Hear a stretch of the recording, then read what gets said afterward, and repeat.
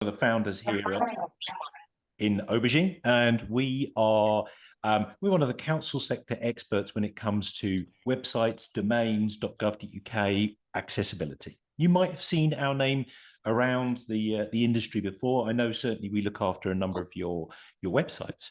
The idea behind today is to go through what is a .gov.uk domain? What is it entailed in having one? What have you got to do whilst you've got one?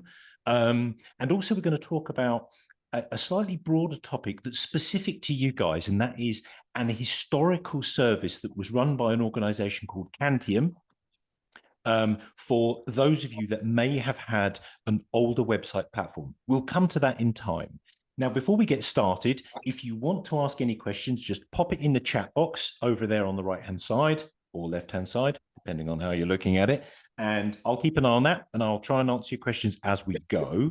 If you do want to vocalize your question, just pop the little hand up symbol on there, and I'll try and keep an eye out for you. But if I don't see you after a couple of minutes, just say your name and say, hey, Mark, I want to ask a question.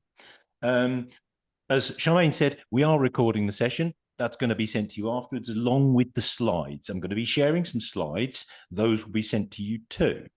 And I think if I can just ask you to all keep yourself on mute, unless you want to ask a question, just so there's no background noise that gets in the way of the recording. So let's get stuck in. I'm going to share my slides. Let's just press the right button. And you should start to see slide 6 of 21. There we go. There we go. Right. So .gov.uk domains. I'm going to explain it. I'm also going to talk about the old Kent Parishes domain and what that means. So who is this aimed at? It's aimed exactly at you. You are the right audience for this session. Good stuff. Why? Well, you as clerks, as council officials, are going to need to know about the .gov.uk domain, how it impacts on your website and your emails and services like that. And you're going to need to understand it because chances are your council members are going to ask you about it. So let's get stuck in. We don't need to talk about me. I'm in front of you there. I've already told you what my background is. What we're going to cover. We're going to cover what a domain name is. Now, that might sound like a completely daft basic level thing to do, but I'm going to do it anyway because there are lots of details around it that are quite specific to the council sector. And also this, from day to day, we get quite a lot of, let's just say, myths, misunderstandings as to what a domain name is, what it does. So I'm going to cover an introduction to what is a domain name, the different types that are available, and the differences between those, and what a domain name does. What can it do? How you can use it. I'm going to talk about the .gov.uk domain suffix and the benefits of having that. And then lastly, I'm going to go into a discussion around the older Kent Parishes .gov.uk system that was put in place and really just talk about its future. So let's get stuck in. What is a domain name? Well, in your case, it's your council's address on the internet. So www.yourcouncilsname.gov.uk or .org.uk or .org, something like that. Perhaps if I could just ask everybody to go on mute, Joanne. There we go. Thanks very much indeed. So it's your address on the internet. Now, that might be a website address. It might be an email address, but nonetheless, it's your address in that virtual world we call the internet. It is unique to you. There is no such thing as a duplicate. Only one address can exist at any one time. But that's good because that means that it can route to you. So for example, if you have such and such a parish council.gov.uk, that will go to your website. If you have clerk at such and such a parish council.gov.uk, that email will come to you. It is your unique address on the internet. Now, I alluded to the different types that there are. So there are some UK specific ones, and this is an important aspect to remember. UK specific, i.e. UK jurisdiction, are .co.uk, .org.uk, .me.uk, just .uk, and then the two higher level domains, which are .gov.uk and .ac.uk. Now, it's important to know that some of those domains are only usable by certain groups of people. Others are freely available for anybody to use. So, of those ones on the list on the screen there, .gov.uk and .ac.uk are only available to authorized entities and only available by authorized organizations approved by the Cabinet Office, such as Aubergine, to issue and manage them. So we are authorized by the Cabinet Office to register new .gov.uk and .ac domains. .ac is actually irrelevant here, but I wanted to include it to make sure it's full. AC is for the academic world, universities, schools, but irrelevant from now on. .co.uk, .org.uk, .me.uk, and just .uk can be registered by anybody. You could go after this webinar straight away to a domain registry, register yourself a new one. You could call yourself, I'm just going to pick on a particular name, you could call yourself charmaineparishcouncil.co.uk. And you could set that up and you could build a website on it and you could set up email addresses on it and you could pass yourself off as a parish council. Now, nobody will have ever heard of Charmaine Parish Council at all. I doubt one exists, but there is the concept. Now, as you can see, there is no governing body. There is no control over that. However, with .gov.uk, there is. Only a few registrars exist. Aubergine is one of them. And we have to liaise and work with the Cabinet Office to get a new domain approved once verification of the entity is established. But here is the problem. Historically, parish councils particularly, although there are a number of town councils out there as well, have been set themselves up online with .co.uk or .org.uk. The issue here is anybody can do it, as I've mentioned.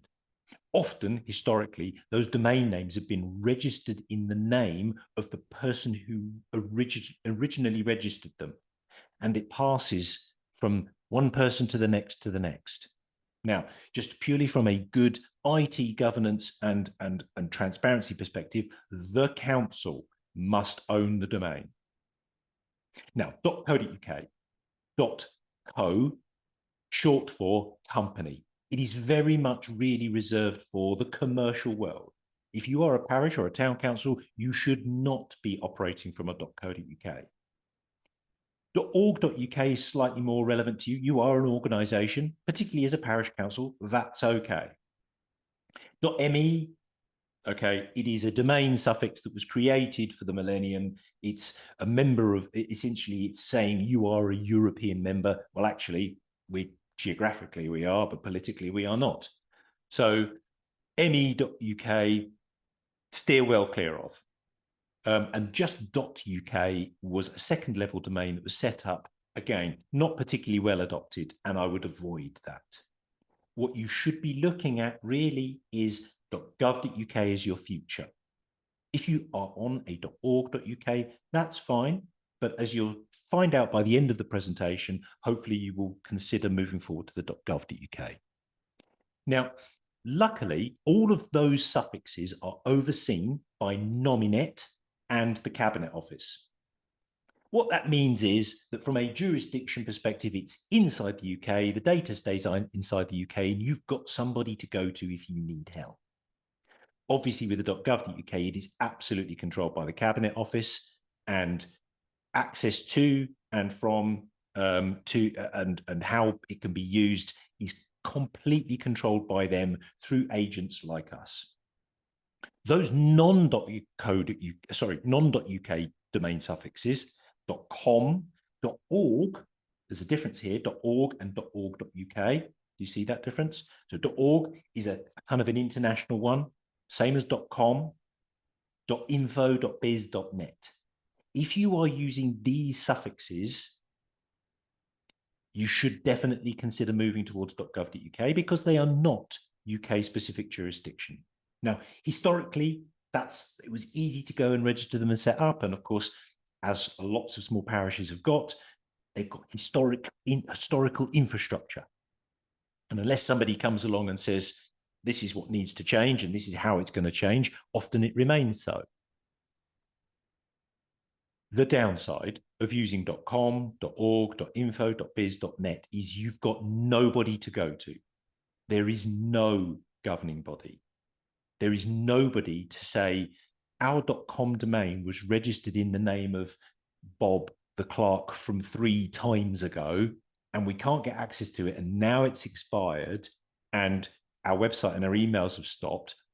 There is nobody that you can go to because there is no governing body. It's the Wild West. So we are very lucky in the UK because we have Nominet. We have the Cabinet Office. So if you are on any of those non-UK domains, it's a very good idea that you consider moving to a .gov.uk. At the very minimum, .org.uk. So those are the differences. Those are the different types. What are the differences? Well, the differences are the ones that were on the first list: UK-specific jurisdiction, managed and looked after by Nominet or the Cabinet Office. UK legal jurisdiction in terms of the data. They are only for UK organisations. If somebody was in, I can't remember what Keith mentioned earlier on, Zambia or wherever it was, nobody in Zambia can register a .uk domain, which means that you've got some added protection and some added support. And it's also a much better environment from a GDPR perspective. It means that your data is not flowing through Zambia or the US or essentially anywhere outside the UK. It's important to remember this. Why?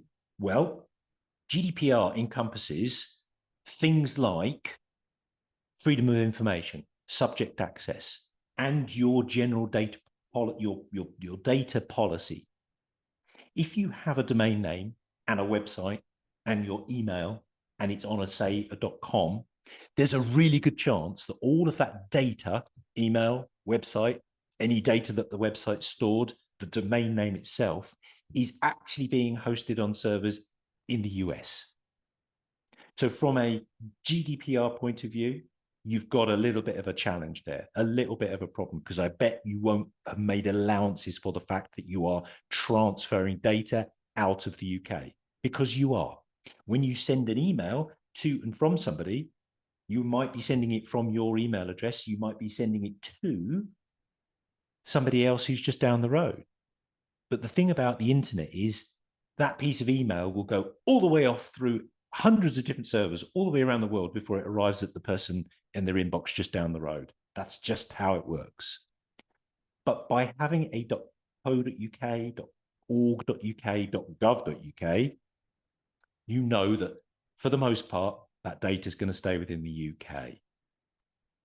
Now, the ones that are non-UK jurisdiction, there is an ICANN register code of conduct, but getting hold of anybody to help you with anything is going to be difficult.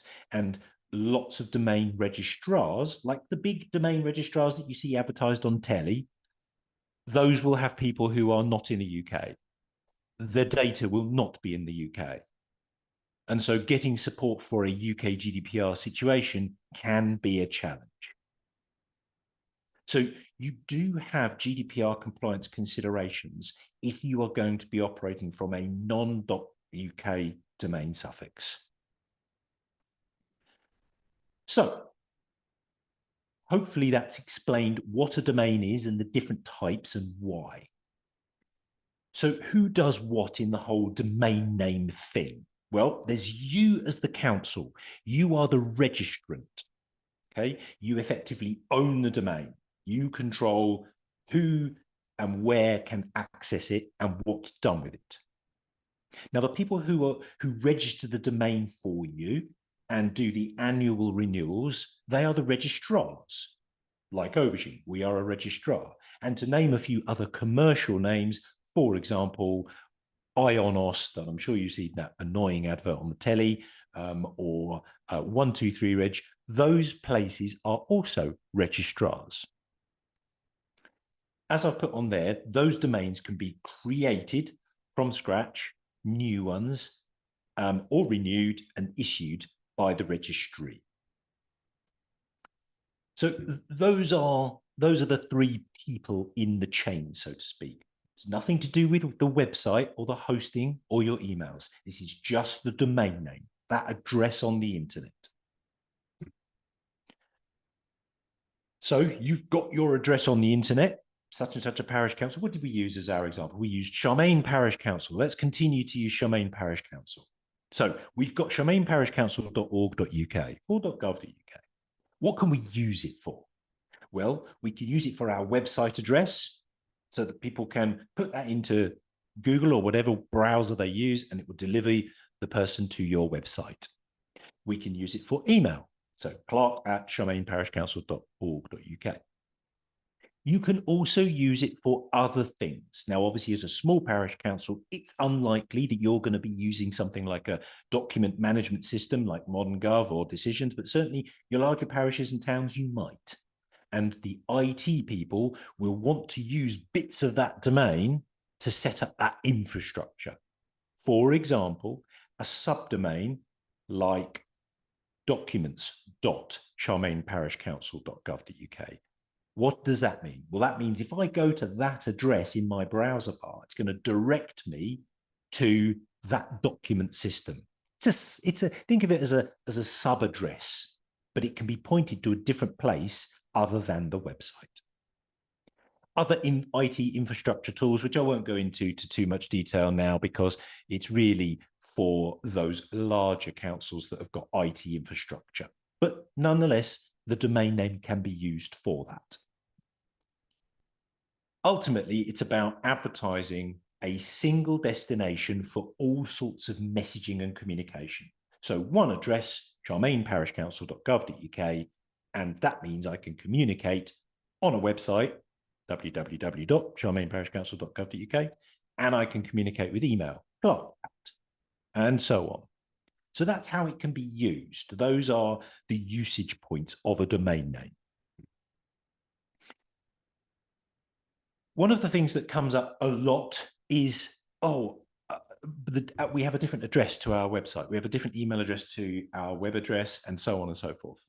Yes, it is entirely possible, particularly as a small council, that you might have a different email address to your website. Again, looking at things historically, it might be that from an email perspective, you have charmaineparishcouncil@gmail.com, because way back, that was the easiest thing that the person at the time knew how to set up. But it might be that historically, somebody actually worked out how to register charmaineparishcouncil.org.uk, and that points to a website. So you can have a different email address to your web address. Now, if you have a .gov.uk, and I'll come on to this in a little bit more later in the presentation, if you have a .gov.uk domain, and that's what your website points at, so charmaineparishcouncil.gov.uk, your email must match it. This is important. You cannot have non.gov.uk email addresses if you have a .gov.uk domain. It's part of the terms of use. It's part of the terms of having a .gov.uk domain. And why would you not? If you've gone to the process of having a .gov.uk domain for your website, why would you then continue to use fairly insecure Gmail or another non-gov address? So another question that comes up is pointing an address to more than one place. You can't do that. As I mentioned right at the start, a website address is unique. It can only point to one place. So if you have a new website here or an old website here, if you have charmaineparishcouncil.gov.uk, it can only point to one of those. Obviously, it would make sense to point your live website that you want to maintain and update if you have the domain pointing there. The same goes for email. But what happens, as I alluded to earlier on, is that over the time and over the process of clerks coming and going, people in the council coming and going, the ownership of domains and the control that you have over that and the website and the email accounts often becomes a little bit blurred. So if you haven't done this already, one of the best pieces of advice I can give you to take away today is find out where your domain name is registered. Make sure you know who that is. Find out whose name it's registered in. We have a new parish and town council join the Aubergine platform every week. And I would say probably 3 in 5 times, I will check the registration records and the contact details will be the clerk previously or even the one before that.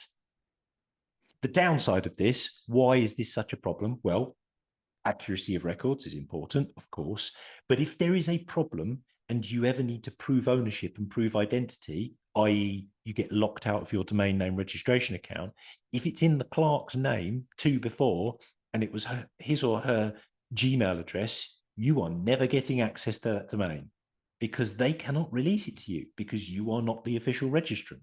So check to make sure that the domain name is in the council's name. Leave this as a legacy.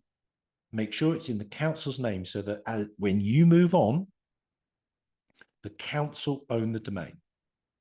And the email address to access wherever that domain is a common one, clerk at, for example. Also check who has control. Just last week, I learned that a particular parish council that joined us, obviously I'm not going to mention, the domain name and hosting account had a whole slew of about 20 different logins for the account. And half of them weren't even people anything to do with the council. They had left 5-6 years ago previously. But ultimately, all of those people had access to being able to transfer the domain away, being able to edit the ownership, being able to edit the website. So it's a really good thing to make sure that you know who owns your domain name, who has access to your website. And I don't just mean the login bit where you go and you upload the minutes and the agendas. I mean the actual account where it's hosted. Check all of these things. Write it in a book. Write it down somewhere. Because when you move on, and you will eventually, when you move on, the next person is not going to know any of that. And it's going to be impossible to find out and waste a lot of time. It's a good legacy to leave. The last thing on this particular slide I want to cover is the services that hang from your domain name. Now, I'm hoping that I will have already covered this, but I'll just reinforce that. If you have charmaineparishcouncil.gov.uk, the services that you have hanging from that will be a website and email. It's unlikely that you will have any other services. So let's move on to the big tamale, as it's often referred to, the .gov.uk domain. So what is it? Well, like I said right at the beginning, it is a domain suffix. It's your address on the internet, but it is only available for UK government organisations, parish, town, city, councils in the UK, plus other central government organisations. For example, www.charmaineparishcouncil.gov.uk. Only the Cabinet Office, or the CDDO, as they are referred to, the Cabinet Digital Data Office, only they can create and allow new domains through authorized agents like Aubergine. So the process is typically, and we'll come to this in a sec, but the process is typically you say, hey, Aubergine, we want a .gov.uk domain. We say, great. If you are a parish council, you've got 2 options. You can either have charmaineparishcouncil.gov.uk or charmaine-pc.gov.uk. If you are a town council, charmainetowncouncil.gov.uk, charmaine-tc.gov.uk. Those are your only options. There are some historical locations around the country that have not got their entity aspect in the domain. Those that used to be possible. So, for example, we look after a town council in the northeast, Skegness. Now, their domain name is very old, and they just have skegness.gov.uk. But no more of those new ones can be registered. So you have to have entity type. So it would be your.gov.uk address. This would replace what you have already. So, for example, if you have a .org.uk website address, we would point that old address to the new .gov.uk domain, so that when anybody searches for you on the internet, they get delivered to the .gov.uk address in the bar, still your website, still your email address, but the old address parks underneath the new .gov one. So if anybody uses the old one, they get redirected. So why? This is a common question that is very topical. Our friends at the CDDO are in the process of trying to encourage, as part of the Small Parish Helper Service, they are trying to encourage more parishes and those few towns that aren't to move over to the .gov.uk domain. Now, you're going to get the questions from council. Why? Well, this is a really good question and one that I will go through right now. First of all, it adds a high level of authenticity and trust to everything you as a council do. Your emails, your website. Anybody using your website, anybody who receives email from you can trust it more, because the level of checking, the level of security, the level of process that's in place means that if you receive an email from a .gov.uk address, it really is from them. Do you remember way back at the beginning of the presentation, I said about you could go onto a domain registry right now and register a new .org.uk. So what did we say? We said charmaineparishcouncil.org.uk. Any one of you could go away from this today, Charmaine included, obviously, and register that domain name and set up an email address and then email people. Hi, this is the clerk at charmaineparishcouncil.org.uk. You owe me £25 more in council tax.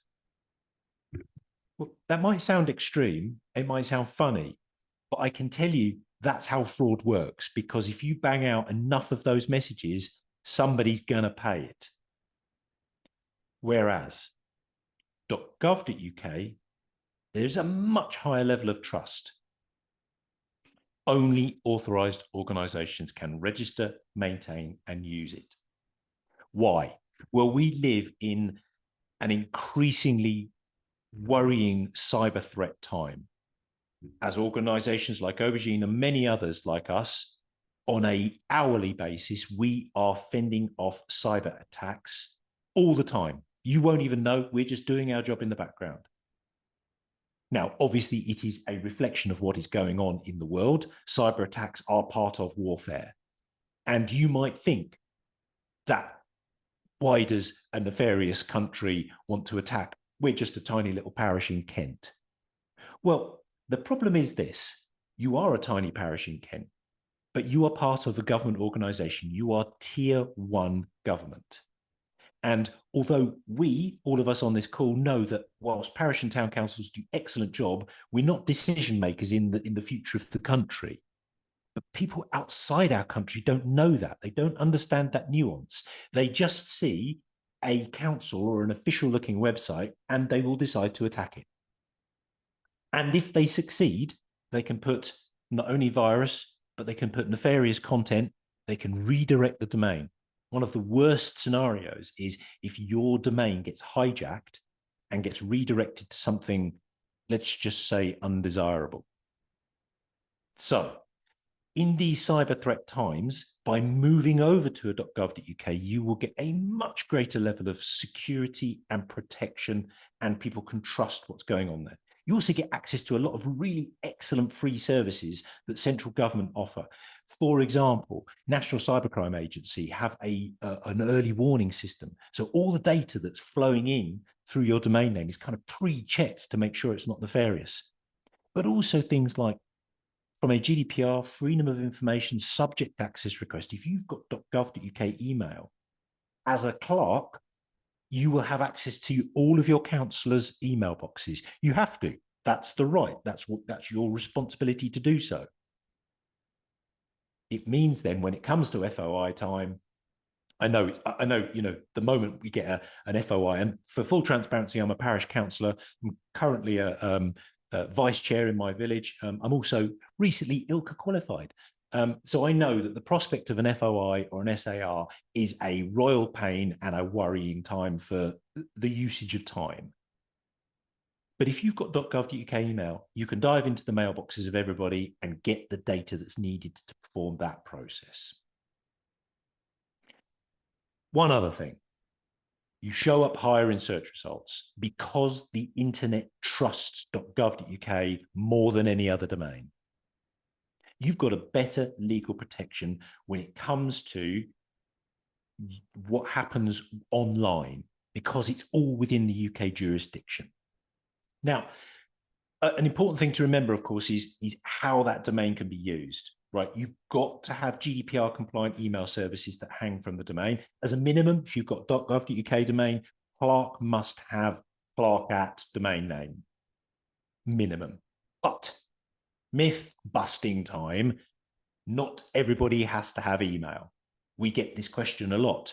Oh, we don't want to go over to .gov.uk because we've got 15 councillors plus me, plus the deputy, that's 17 email addresses, that's too expensive. That is a myth. There only needs to be one domain-based email. If you have a .gov.uk domain, should be the Clark. You have to have a fully accessible, compliant WCAG 2.1 AA, 2.2 from October, a website. I'm sure you all know about website accessibility compliance. It's been around since 2018. Those of you that don't, come and see me afterwards. We have got some fantastic packages available. But also it is what you use for your official messages and regulatory communications. It is all about that trust, security, and authenticity of your message, but also transparency. As I've mentioned, GDPR compliant email services are a requirement for minimum. Your website must have an SSL certificate. That's the little thing that makes the browser bar go have a padlock and secure. Obviously, you are agreeing to the terms of use set down by the Cabinet Office when you sign up to one. Now, what about the cost? Everybody goes, oh, it's going to cost me so much. At the moment, the Cabinet Office have a £100 grant available for parishes to go towards the cost of getting a .gov.uk domain. As a rule, as a guide, to have a .gov.uk domain, it's £100 per year. So the grant is going to get you up and running and set for the first year. We, as Aubergine, have been authorised by the CDDO to issue that grant application. But if you want to factor in other services, so for example, email services for your 14, 15 councillors, but you haven't got the budget for it right now, think about it at precept planning time. October, November time, get it on that precept budget planning agenda so that at least it can be looked at and planned for. But it's not a legal requirement to have a .gov.uk domain. It's important to stress that. It is not a legal requirement. And I think it's going to be very difficult for the CDDO to make it a legal requirement because there is cost involved. Although there is this grant available right now, obviously that only deals with cost in this year. It won't deal with it each year thereafter. But it is not a legal requirement, but it is very much encouraged for the reasons of security and authenticity of message that I've mentioned already. Now, moving on to the email side of things, you should have a separate email provider to your website. We at Aubergine believe that having your email data flowing through the same server as your website data is a greater risk. You do not really want all of the potentially sensitive information, sensitive pieces of communication. Don't want that data also flowing through near your website, because it might be a different group of people who look after the management and the updating of the website content. we recommend having a separate council sector email service provider, of which there are a good number of us gang out there. We don't provide email directly, but we're websites and domains. But we have partnered with a number of organizations that provide specifically good quality GDPR compliant email services for .gov.uk domains. It's more robust, much more robust. It's easy to use. It meets your GDPR compliance. As part of the terms as well, as I have mentioned, you've got to make sure that your website meets the accessibility regulations that came down in 2018. They're changing again in October to standards 2.2 AA. If in the audience you are one of the Aubergine customers, you need do nothing because we've already made our platform WCAG 2.2 AA compliant. So you don't need to do anything at all. But there are changes on the horizon. So if you have yet to wrangle or tackle the website accessibility compliance, it is definitely something that you should consider. There are a number of other things, perhaps a little technical for today, but you should consider getting something called DDoS protection. Your website host will provide that. We at Aubergine do by default. What that means is that those nefarious actors that are constantly trying to attack .gov.uk and other council websites, that protection is a greater level of protection. You don't actually need to do anything. It's a passive service that runs in the background, but you should ask for it. And I would always, always advocate you have two-factor authentication on the master account of your email accounts. So if you use something like Microsoft O365 as your email service, making sure that that master account has got two-factor authentication enabled on it. Or your website admin area has got 2FA on it. Now, I know it's a bit of an annoyance having a username and password and then to have to get a code from your phone. I know it's an annoyance, but I can tell you this, a username and password is really easy to hack, really easy. We're white hat people here, but there are equal numbers of black hat people out there that have our skills that could easily hack your username and password, hack your website, hack your email address, and create all manner of havoc. But by adding that extra layer, that two-factor authentication increases the security exponentially. It follows the principle of something you know and something you have. The something you know is your username and password. That can be guessed, it can be stolen. But the something you have, your phone that's got the 2FA generator on it, the hacker over in that country or that country, they haven't got your phone, so they can't get that code. So it's really important to consider. So where do you get it? How do you get all of this stuff? How do you get a .gov.uk domain? Well, I would like to think that you could say, hey, Mark, can we talk to you about how we can get a .gov.uk domain for our parish or our town council? Please do. My contact details are freely available. Just go to aubergine262.com and we'll get in touch. If you prefer to do some broader research, on the address on the screen there is the .gov.uk Choose a Good Registrar website. If you are taking this concept to council, as I mentioned before, make sure that council don't get carried away and start thinking of all different kinds of permutations of a domain name they could or they couldn't have. There are only two types, as I've mentioned before. Having the full bit in it, your location parishcouncil.gov.uk or your location -pc.gov.uk. The shorter, the better. Might sound like a patently obvious idea, but it is because it reduces the likelihood of spelling mistakes and therefore making it more accessible to all. And obviously, think about the email address. As I've said, as a parish council, really only the clerk needs to have clerk at whatever the domain name is. But start thinking about that, because if you are going to, as a council, decide you all want .gov.uk email, A, you're going to need to budget for it. I would say as a very, very rough guide, all service providers will have different levels of service and cost. As a rough guide, you should be looking to spend about £6 per person per month for good quality gdpr.gov.uk email addresses. Different service providers will have different inclusions and costs, but that's pretty typical. So, ongoing commitments. You've got yourself a new .gov.uk domain. Your website's located on it. You've got your email address. Great. You've got to make sure that your website continues to meet the accessibility compliance.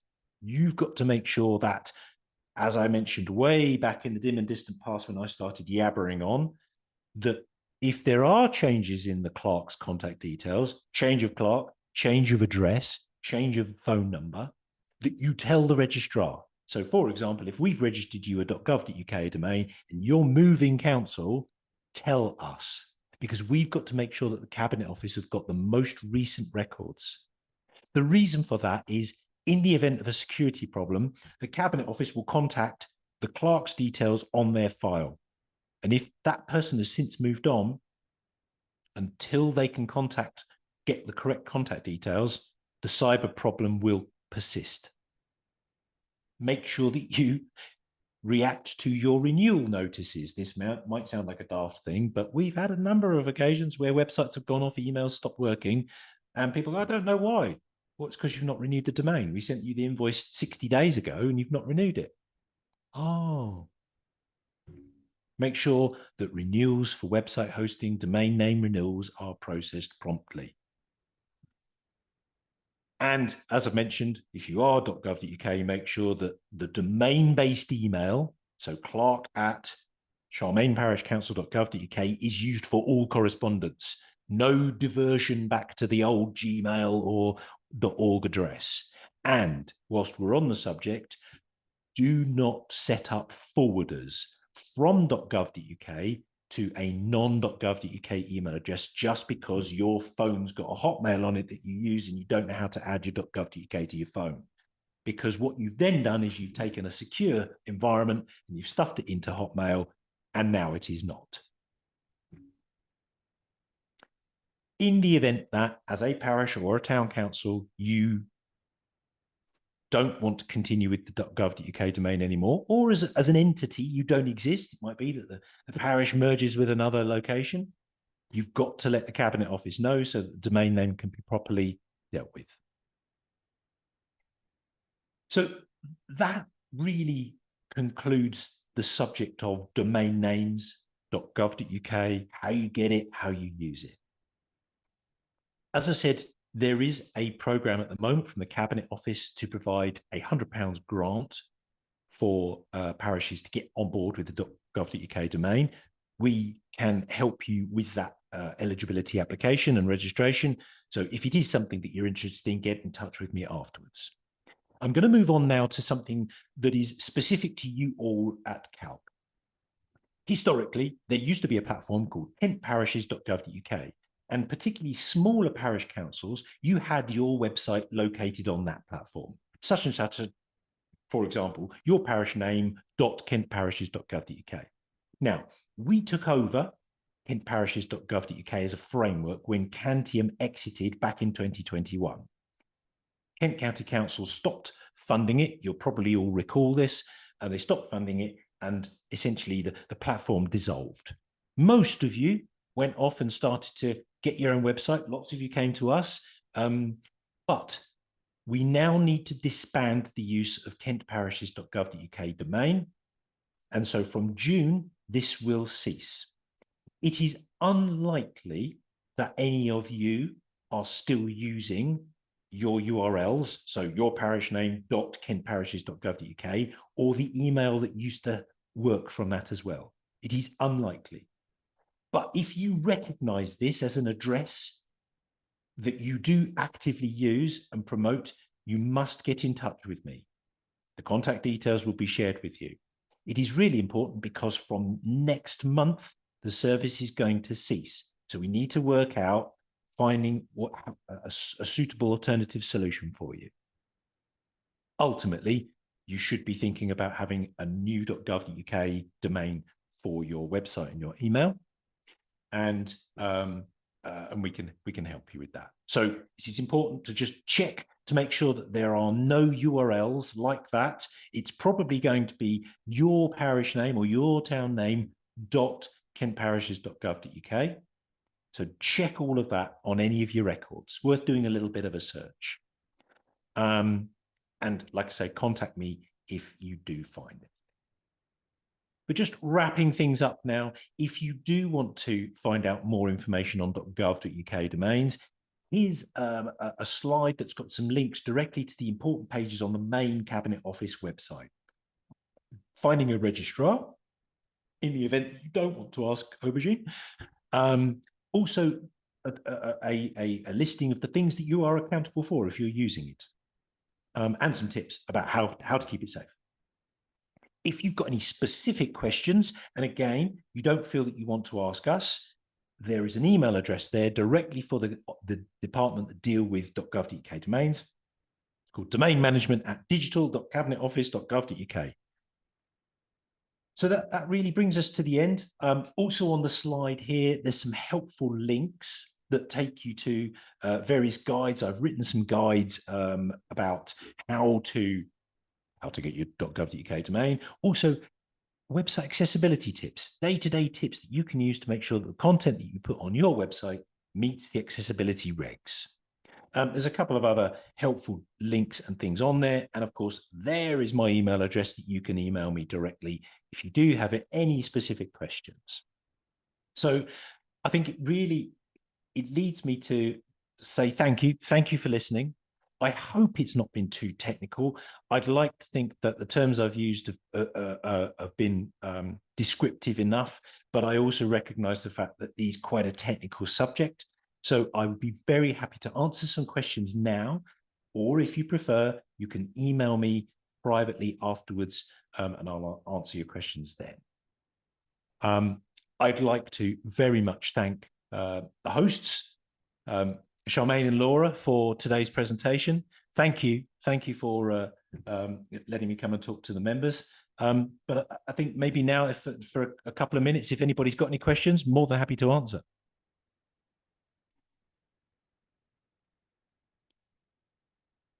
Okay, so Sarah has asked, is there a .gov.uk domain for community councils? Yes, there is. It's brand new, because obviously the concept of community councils is fairly new. Yes, it is -cc.gov.uk. So let's use our analogy that we've been using so far. You could have charmaine-cc.gov.uk. The application process is still the same, exactly the same as if it were a parish or a town council. Again, we can provide guidance on that. Gary has asked, you use Gmail, new domain will double the cost of an email service or web service. It's a shame that the Cabinet Office don't offer it free of charge. Well, if the Cabinet Office offer it for free of charge, everybody's council tax would go up, your personal tax would go up, everybody's tax would go up. I don't think it will double your cost. I think it is just about a shifting of cost. If you are using Gmail, you aren't paying anything at all, and you are using a free service, and therefore it is not well supported. We have in web terms, in IT terms, we generally say, if you don't pay for it, you're going to get zero support. So steer clear of it. If it's free for a reason. As a tier 1 government, I would always encourage you to use technical services that you pay for, because when it goes wrong, and it will go wrong at some point, you will need help. So that's my advice. Obviously, it is for your individual councils to take that decision, but that is my best advice to you. I can't see any more questions in there unless anybody's got any questions that they want to vocalize. More than happy to answer those, but I think, oh, here we go. One from Helen Anderson. You've got the same name as another parish in Essex. Okay. So is there a way to distinguish it? Well, first of all, do a look up and see what .gov.uk domain they've got. And whichever one they've got, you've got to have the other one. So if they've got parish in Essex -pc.gov.uk, you're going to have parish in Essex Parish Council.gov.uk. Those are your only options. Obviously, if you want to have a .org.uk, you can use whatever naming you like, but I would like to encourage you to consider .gov.uk foremost. So there we go. Oh, Alison, here we go. We have a separate domain and emails to our website. So the website is linked to the domain provider. Okay. I think how I understand your question there is that you've got such and such a pc.org.uk is the domain address for your website, but you have a different domain for your email. Is that correct, Alison? If that's the case, I would strongly urge you to look at consolidating that and settling on one domain. You're creating a little bit of a future legacy problem, but also inconsistency online. It might be that both domains resolve onto the same place, but there is no need to have two domains. One domain will suffice. Okay, so I think that probably concludes the question sessions there. Charmaine, Laura, thank you. Thanks very much indeed for inviting me. I'll share the slides and info with you after it so that you can distribute it to the members.